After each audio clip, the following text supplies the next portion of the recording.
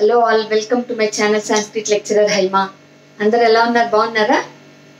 ఇప్పుడు కూడా ఒక మంచి శ్లోకం చెప్తానండి.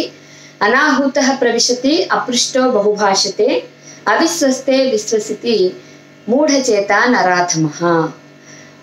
మానవుల్లోకెల్లా అధములు ఎవరు అంటే అనాహూతః ప్రవిశతి. అనాహూతః, ఆహూతః అంటే ఇన్వైటెడ్ అని అర్థం, అంటే ఆహ్వానించబడిన వారు అని. అనాహూతః అంటే ఆహ్వానం లేకపోయినా సరే ప్రవిశతి వచ్చేస్తారు, అంటే పిలవని పేరంటానికి రెడీ అయిపోతూ ఉంటారనమాట. ఓకేనా? అనాహూతః ప్రవిశతి అంటే ఆహ్వానం లేకపోయినా సరే వెళ్ళిపోతుంటారు, అంటే రమ్మని పిలవకపోయినా సరే ఎక్కడికైనా వెళ్ళిపోతుంటారు. అనాహూతః ప్రవిశతి. అపృష్టో బహుభాషతే.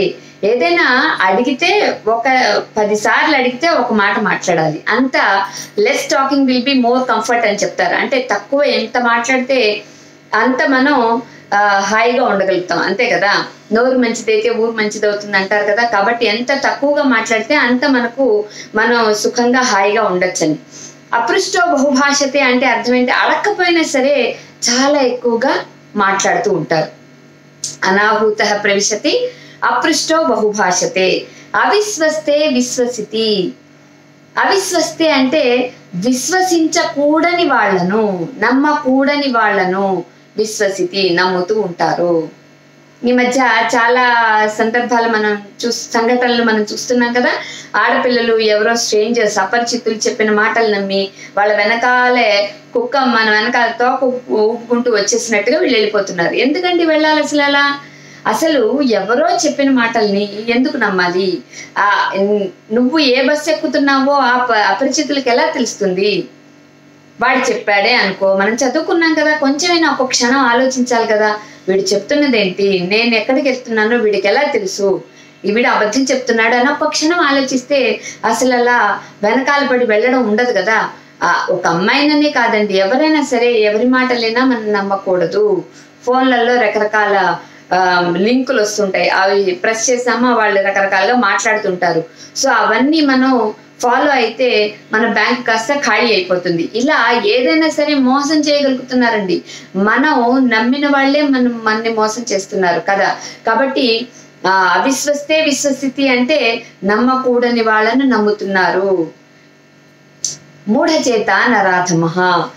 ఇలా నమ్మిన వాళ్ళు అంటే అడగకుండా మాట్లాడేవాళ్ళు, పిలవకుండా వెళ్ళిపోయేవాళ్ళు, నమ్మకూడని వాళ్ళని నమ్మేవాళ్ళు, వీళ్ళందరూ ఎవరు అంటే మూఢచేత నరాధమః. మూర్ఖమైన చిత్తము కలిగిన వాళ్ళు, ఫూలిష్ మైండ్ ఉన్నవాళ్ళు. నరాధమః అంటే అర్థం ఏంటి?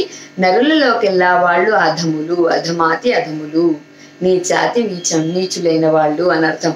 సో ఇలా ఎవరినైనా మనం అంటున్నాము అంటే వాళ్ళు ఎంత ఇదిగా బిహేవ్ చేస్తున్నారో ఒకసారి ఆలోచించండి. కాబట్టి మనం అలా అనిపించుకోకూడదు. ఎక్కడా కూడా మన ఎవరి మాటలు నమ్మకూడదు. బయట ఎక్కువ మాట్లాడకూడదు.